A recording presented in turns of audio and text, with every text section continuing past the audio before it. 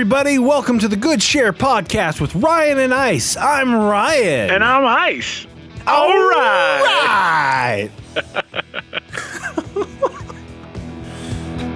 Okay, it's another day, another podcast, or another week and another podcast, I guess. Right, however you want yeah. to look at it. I mean, hey, you sound like you're calling this one in. You're phoning this one in. I'm always phoning it in, man. Yeah, man.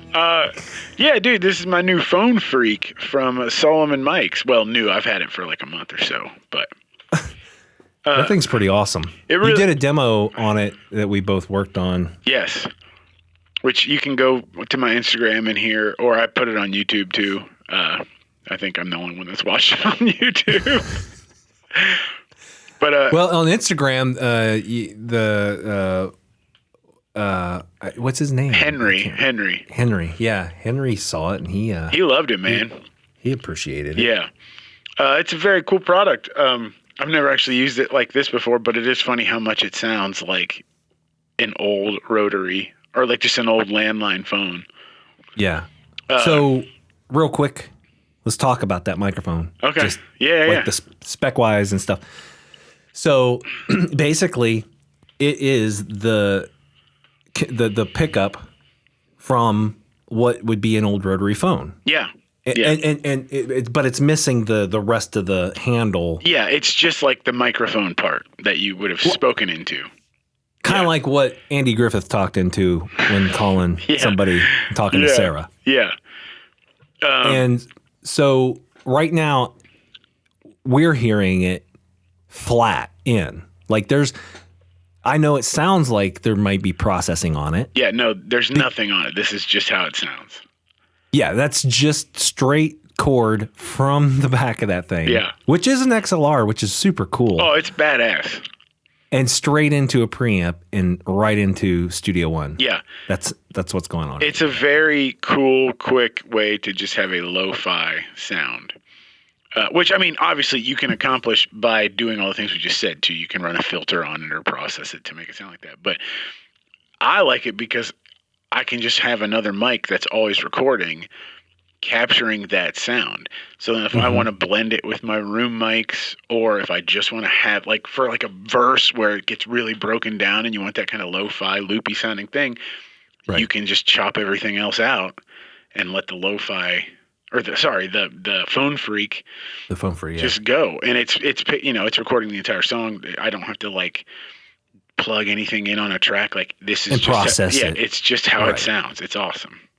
You know what? Speaking of that, let's just play a clip of your drums with all close mics on, and then let's just switch it to the the PhonePhreq. The PhonePhreq. The PhonePhreq. The low freak's in there too, but it isn't soloed. Here it is. Yeah.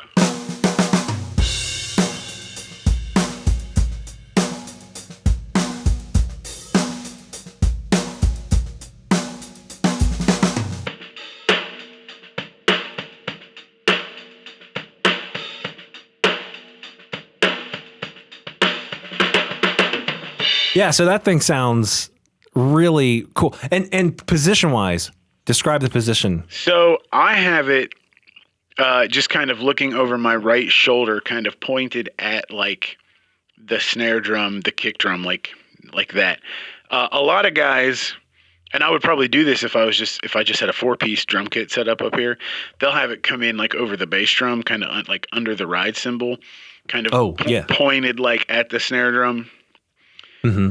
But my buddy Nato just got one of these not too long ago, and he tried it in that position, and he tried it like where I have it, and he tried it out front, and he said, honestly, it kind of sounds the same no matter where you put it.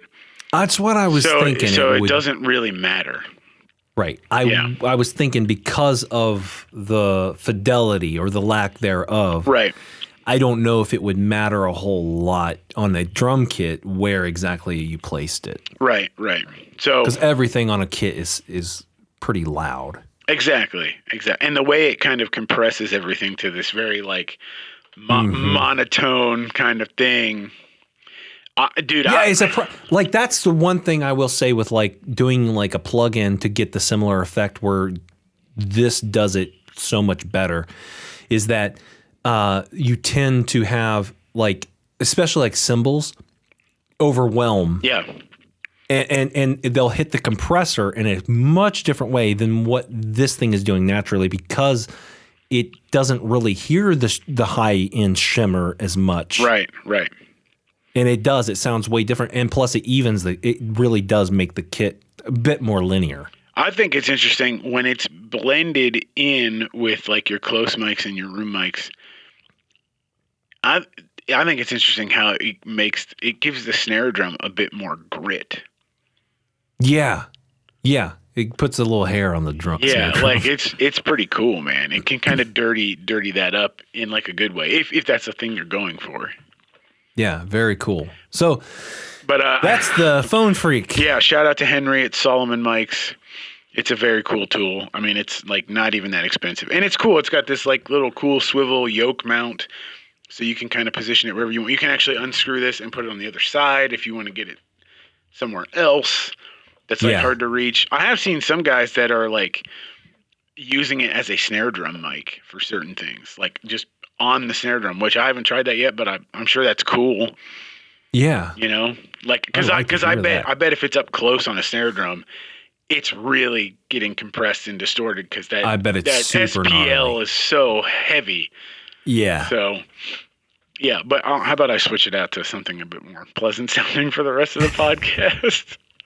Yeah, let's switch you back to the studio instead of remote location. Yeah, exactly.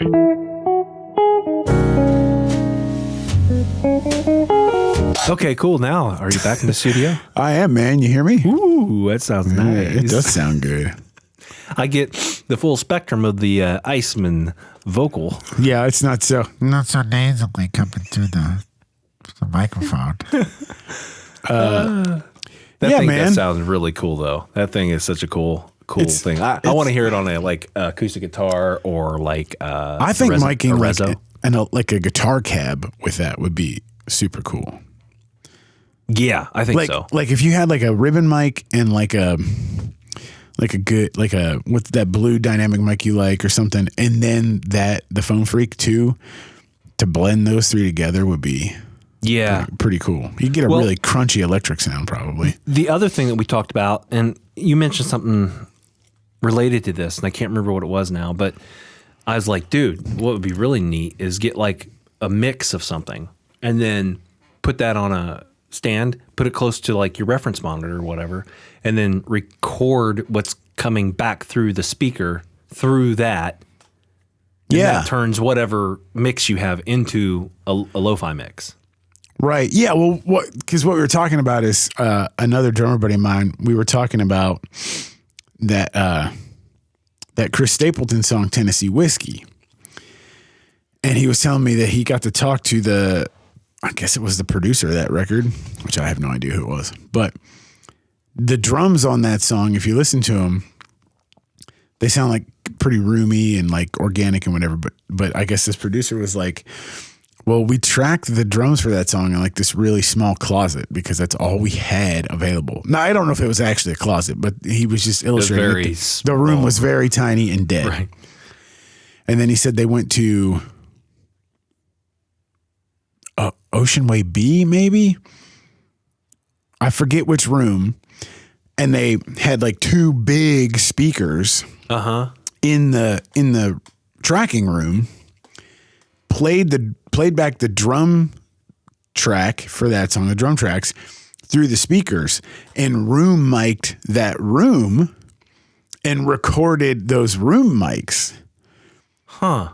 So that's how they got a room sound without having it available at the time. I have heard of that being done before. I know Zeppelin used to do that. Like they would track songs and then like play back the drums through speakers at like the bottom of a really tall, like stairwell, and put a mic way at the top. Yep. And then like record that signal going in and then blend them, which is so cool. Mm-hmm. I've thought about that process, and of course I've thought about it on a very technical level.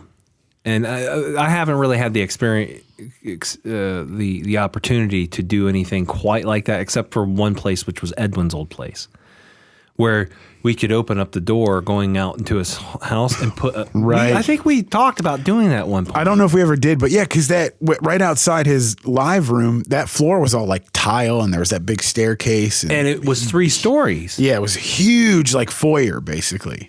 Yeah, and I thought, man, well, we both at one point. I don't know what happened. It was I can't remember if we did it or not, but we had this. We're like, man, we should do that. What it sounds like, and then next thing you know, 10 years goes by and we never did it. Right. And so, but yeah, like to put like an 87 or something out there in Omni and just pick up whatever. Yeah. I mean, I know a lot of guys that, and I've thought about doing this too, because I could if I wanted to, but a lot of guys, if they have like, if they're tracking drums in their house, like in a room that's in their house and it's close to a bathroom, bathrooms typically have like a tile floor and you've got like a ceramic tub or something. lots of solid surfaces. Putting a microphone in there and capturing the brightness and reflectiveness of that space and Right. blending it like if you're not fortunate enough to have a really good sounding room, like Shannon or like any other major studio, that's a way to like create the illusion of space and depth in your tracks without having it. Yeah, because those sound waves that are traveling to that space it's a very indirect approach. Right. So it's a whole nother thing. But back to where, like, my point about that is I've thought about it on a bunch of different levels, but one of the things I was really curious about, because I'm sure they could have done this when they did those Castle sessions with Zeppelin.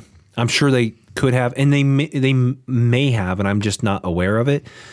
But when you move a microphone that far away from the source, there is a substantial amount of delay between the close mics and that.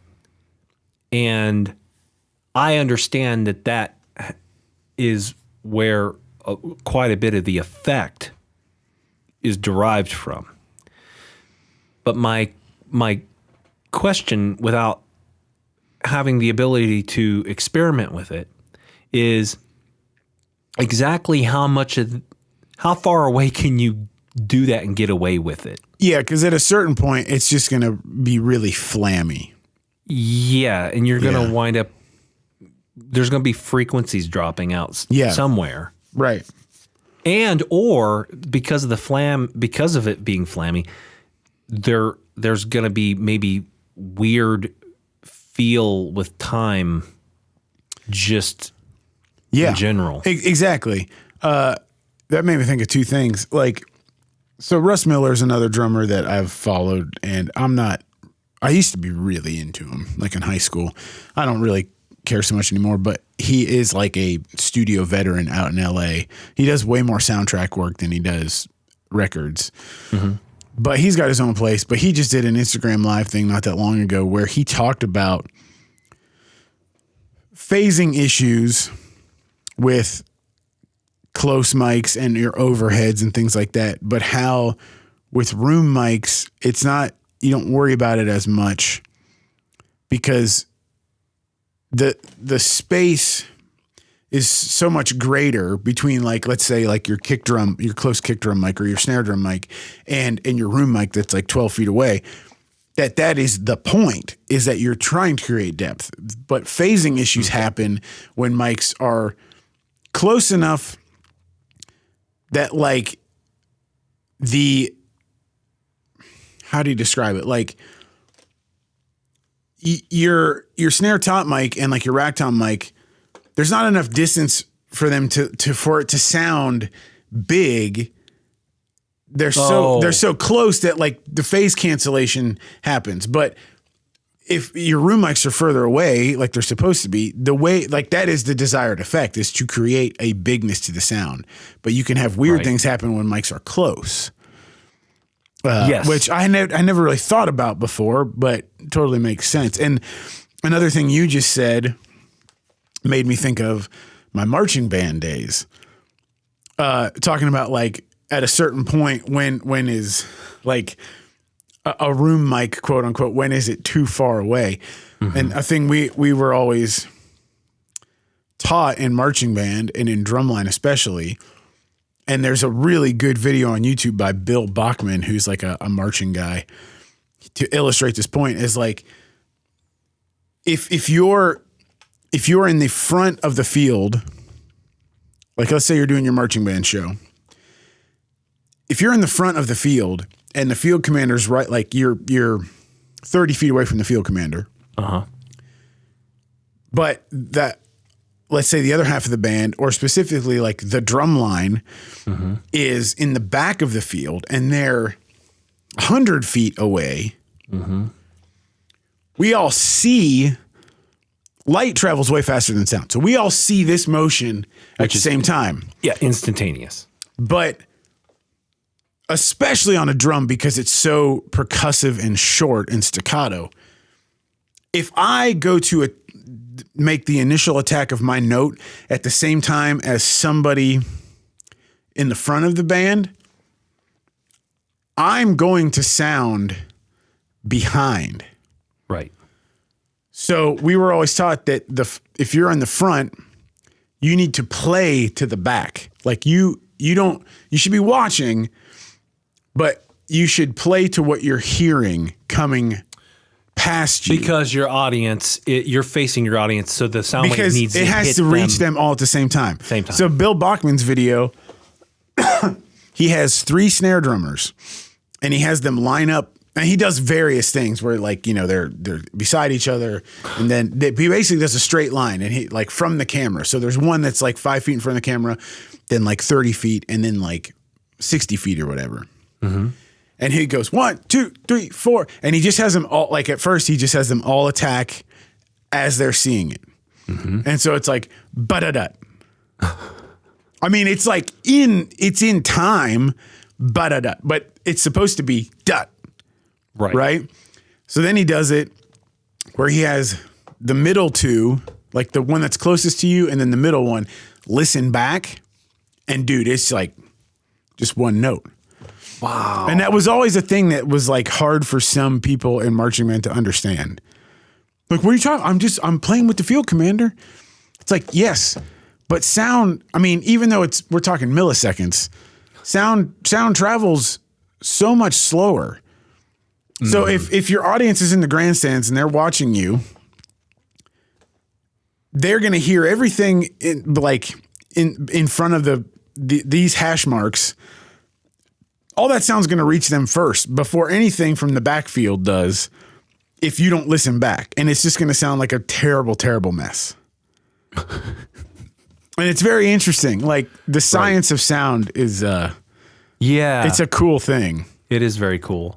Because it travels at like 765 feet per second or something like that. It's somewhere around there. And but that's not necessarily true everywhere. Like out west, it will travel slower because the elevation changes. Okay. If you're in higher humidity, it will travel faster. Oh, really? I thought it would be the other way around. It may be the other way. I can't remember exactly. I can't remember the exact details, but I know it changes, and temperature will change it. Right. So, like, that's the thing. Like, these guys, when we would go out some of these places, and some of these house engineers are like, our rooms, blah blah blah. Every time I go into a place and I hear somebody talk about their room, it always cracks me up, because I don't care how well you think you know your room. Now, there's going to be the obvious things that will never change. Like, there will be pockets in a room that are bass heavy or not have any bass at all. That just is the way it is. I say that is the way it is very loosely, because 20 people can change that. 20 people in a room can change that entire room dynamic. So you know your room really well right now. But what about 8 o'clock tonight? How well are you going to know your room? Because you don't know how many people are going to show up. Yeah. And how much body heat are they going to expend? And how is that going to heat your room? And then is that going to change the way the air conditioner runs, which is going to change the humidity level? Right. Like, that's why live sound is such, especially indoors, is such a crapshoot. Sometimes, even outside, I'm sure you've heard it, like, especially on the big stages. Like, you walk out 400 feet and just the ever so slight wind, and all of a sudden the highs are gone, and then they come back, and then they're gone, and they come back. Dude, I love / hate playing outdoor shows. I love them. I love them because they're fun, and usually it's like a big festival like that. Yeah. I hate them because drums never sound good acoustically. Never. Because there's nothing to reflect off of. That, and because of the environment, it's so difficult to keep them sounding consistent. That doesn't help either. But just the fact, like, if you're in like a medium sized room or a club or something, and you like, especially if it's like a good sounding room, you'll be like, man, my drums sound really good today. You can play the very next day the same drums. You haven't, like, they can be tuned exactly the same way, and play like the Gorge in Washington outside. Yeah, on like a stage line 800. Big, huge stage, like like literally like a 75-yard across stage. Like, it's massive, right? And hit them and be like, these, I mean, it sounds like paper. Like, the bass drum has no low end. Right. There's no body to the snare drum. The toms are all just like, they're all just slapped from the head. Like, there's nothing. Now, once you put your ears in, you're like, okay, it sounds better. But like, to just be on the riser and hear your drums, you're like, it took me a long time to understand that, because I'd start panicking and be like, oh, I gotta retune these, blah, blah, blah, and like, and fiddle with them all gig, and I'd be distracted. And then by the end, they wouldn't sound good in my ears either, you know, because I'm messing with them. But I had to learn that, like, it'll be fine. Like, through the microphones, it's going to be pretty close to how it is normally. But yeah, to just pull your ears out and play out here, it's not going to be good. No. It's not. No, not when you don't. Everything just sounds thin. Yeah. Because the waves nothing's coming back. The waves just go, and then they're gone. They never come back. Nothing builds up. Nothing reflects back at you. There's nothing. And cymbals just fucking disappear. Yeah. Dude, I remember, now, I'm not going to name the drummer or the band, but I remember playing the Gorge in Washington. We were on a big festival, and one of the artists that played after us, her drummer was playing really thin Zildjian Karope cymbals, which are like dark, jazzy, smoky, really gorgeous sounding cymbals if you use them in the right context. Now, it may have sounded great in his ears, and I didn't go out front to hear how the front of house guy had him in the PA, but I was literally only standing 20 feet away, side stage from the riser. And he was playing like big, like 19, 20, 22-inch cymbals, crashing all of them, you know? Literally, it would just be like, you just see it, and you couldn't even hear it. No kidding. Because those cymbals, A, they're not made for that kind of playing, but B, even if you could get away with it on some stages, it would be like, it literally, like, they had nothing more to give. Those cymbals were disappearing 2 feet off the riser. Like, wow. There was just nothing. Like, it'd be like, and you'd see him swipe a cymbal and not hear any. It was like the most anticlimactic, disappointing thing. And I just wanted to be like, man, first of all, I was like, play some fucking cymbals that are appropriate for your gig. Quit trying to be cool. Right. But B, like, it wasn't all his fault, because he could have played those same cymbals in like a small club, and they might have sounded better. And like I said, in his ears, it might have sounded great because he's hearing it through the microphones. Right. But it was just weird to watch this drummer. I mean, he was hitting hard too, and there was just nothing. They were gassed out. Nothing. Golly, wow, that's funny. Yeah. Well, now that we've got our 20-minute introduction out of the way, so I wanted to. We didn't really have a set topic, and I know you got something you want to talk about. My idea for today was to talk about frustration and burnout. Oh, because that's where I am with what? in my with life.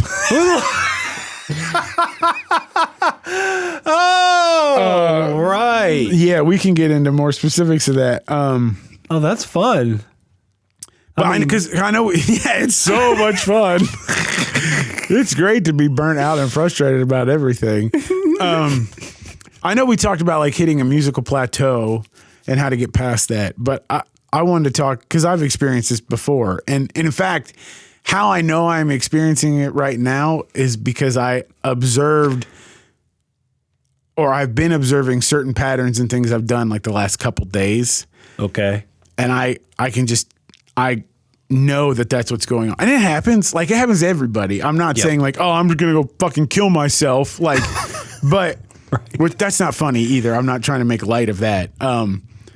But like, I guess just how to be aware that you're in that and maybe ways to get yourself out of it. Oh yeah. Yeah. But okay. But you just, we were talking about all this sound stuff. Yeah. I don't want to get too specific because I don't want to lose my job. But we played. We went out this past weekend. We had a nice California run. Played Thursday, Friday, Saturday acoustic shows. I'm going to start by saying all the shows were fucking awesome. They were all sold out. Awesome. Crowds were fucking into it. It was badass. That's great. Had some fun experiences with. Oh, you said you were going to tell me something, but you didn't tell me. Yeah, anything. I didn't tell you. Had some fun experiences with some people. Yeah. Well, a person, but I'm not gonna. Oh, a people person. You know, sometimes, no matter how good or nice a person is at their job, the vibe might not just be. It might just not be right. You know, you might just. We were talking. You might just not. Might just not gel. Okay. Yep, it happens. It happens. And if you're aware, I've had to do this a couple times. Sure. You pull yourself from it because you know you're not good for the project. Right. Which, well, I can tell you more off air later. Okay. But the one story I do want to tell is the last show that we were doing.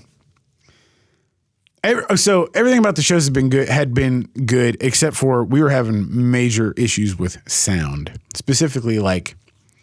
Well, now see, I don't know if it was stage sound or monitor sound because we were having a lot of issues with feedback. Like, really? Yeah, because when we do acoustic shows, we're all on wedges. Oh, but we've never had issues like this ever before. Okay, it was amateur hour. Oh boy. And we were told over and over again how good this person was at sound. And we were just like, well, we're fucking waiting to see how good you are because you ain't showed us yet. Right. But one of the things that happened that, looking back on it, maybe it wasn't as big a deal. But at the time, you're 3 days into this run and like the show's been going good, but you're really worn out about this person. And they were with you on the run? Yeah. Yeah. Oh no. New guy? Yeah. New person? Yeah. And you're just kind of, it's like frustrating because you want it to work, but you can tell it's not. And you're not going out of your way to be a dick or an asshole, but you're also like, come on, man, like get it together, you know, like. Right. At some point, things have got to start clicking. Nothing else has changed. It's still the same 4 people on stage that have been doing this for 3 years on the acoustic shows. Like, you're the only variable that's different. Right. So, and the config that you guys normally do probably hasn't changed on technical range. It's all the same. It's all the same. Right. So the last, all that, and you're tired. We've had like late night drives, not getting much sleep. You're trying to maintain positive attitude, blah, blah, blah. The very last show, we're sound checking, and we got a house monitor guy, and he's mixing monitors on an iPad, but they're sharing gain structure with front of house. Gotcha. Okay. Yep. So he dials in the wedges, but then they realize, oh, we have to share gain.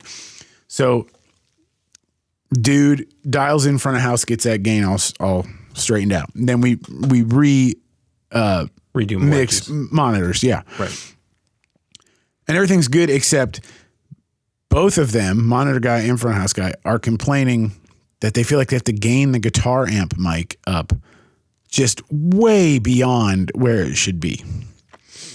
Now, we this guy, but we are traveling with our own mic package, mic setup. Okay. Right on. And they're all SE mics, which is fine. That's a fine product. Yep.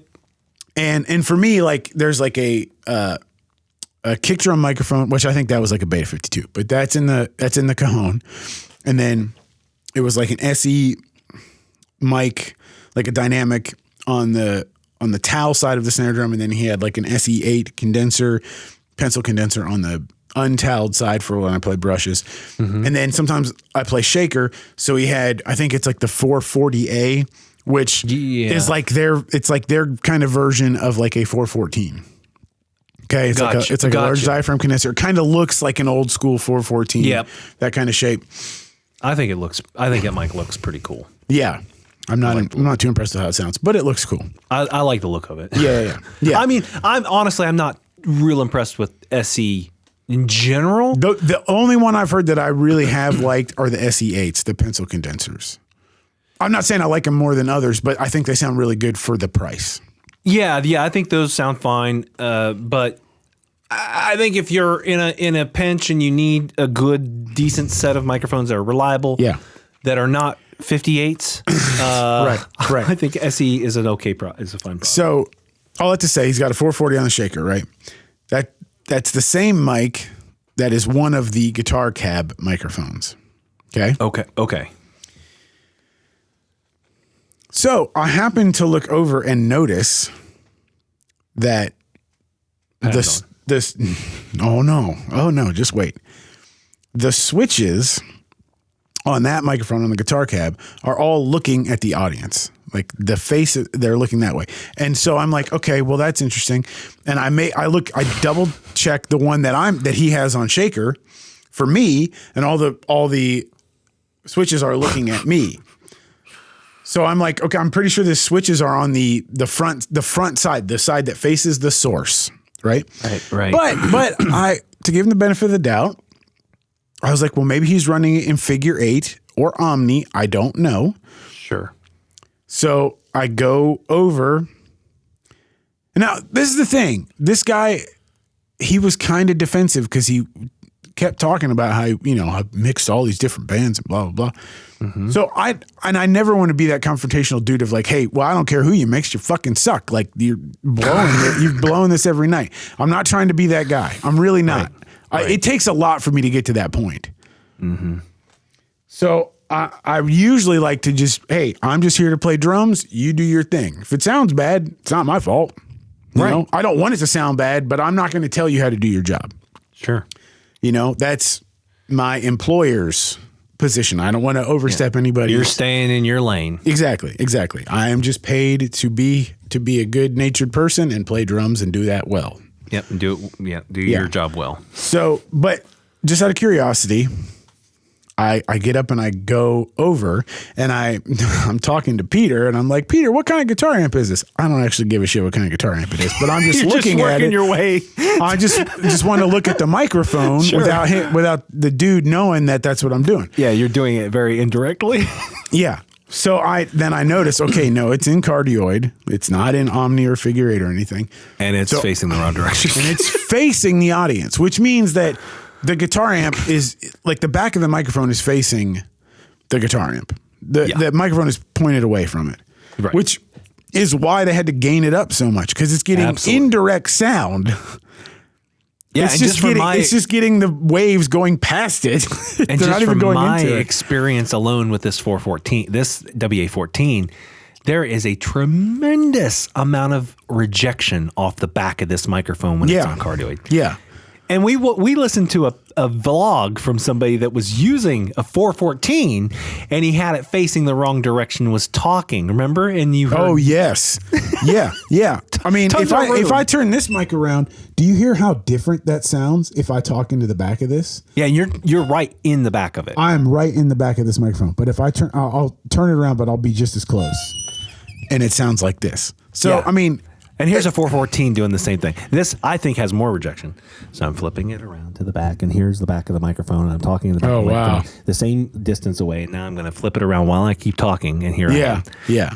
It's a ton of rejection. It's noticeable. So I make that observation, and I text Peter, and I say, hey, Pete, you might just want to have him make sure that the microphone on your guitar cab is facing the right direction.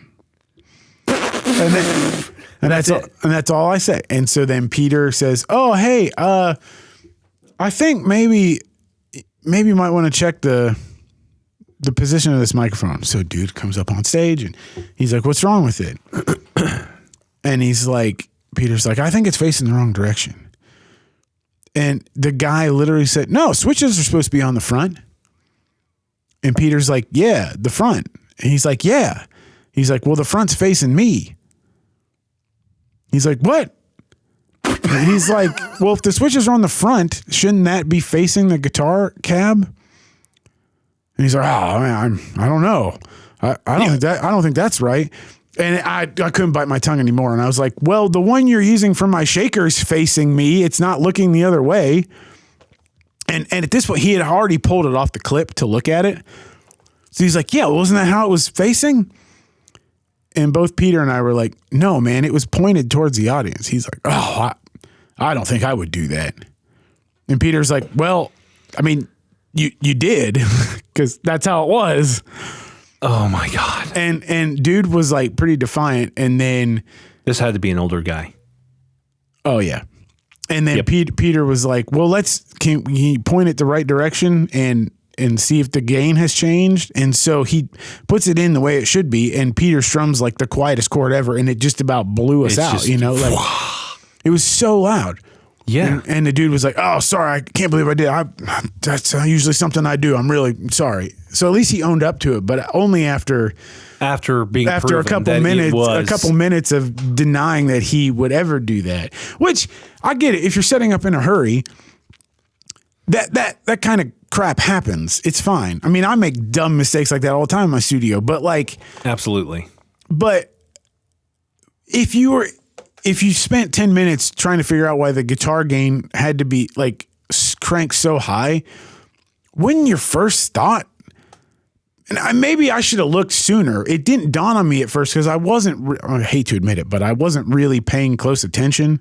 Sure. Well, there's no reason why you should have been. But then when I happened to look over, I was just like, well, that's why it's got to be gained up so much, because it's just looking away from the source. Facing the wrong way. So anyway, that guy, he's no longer with us, but you don't say. Yeah, I'll tell you the rest of that story off air. But it was just really frustrating. But on a positive note, like I said, all the shows were really good. It was nice to get out there and play. It's awesome to be playing. I mean, acoustic shows are cool. Mm-hmm. I think if I had my choice, I'd rather play full band shows. But there is something very cool about the acoustic shows where we don't have ears in. It's much more intimate. You can hear the crowd. Yeah. It's a little more interactive, a little more laid back. Right. And we play some songs that we don't do in the full band set. And I always enjoy the challenge of, okay, here's what I have to make music with. I've got this cajon and a snare drum and a shaker, but I got to be able to play music. So figure it out. Living within that kind of restrictive challenge can force you to think a different way. Because over the years, there have been things that I will do on acoustic shows kind of instinctually because I can't do what I normally do, but it's made me rethink how I play it in a full band setting. Yeah. Maybe this part actually would be better if I simplified this section a little bit. because it grooves so much better when we're playing it acoustic. Gotcha. So I'll try it like on a full band date and I'll be like, oh, I really like that. I mean, not all the time. Sometimes I'm like, no, it's cooler. It's got more energy the other way. But Sure. Right. So Yeah, and the other part of that is because it is so stripped down and you've got limited access to particular things, right? Yeah. I mean, you may have like a bunch of percussive things, but it's not like you can be swinging that stuff around all the whole time. Right. But with that, yeah, cajon, a snare, brushes, shaker.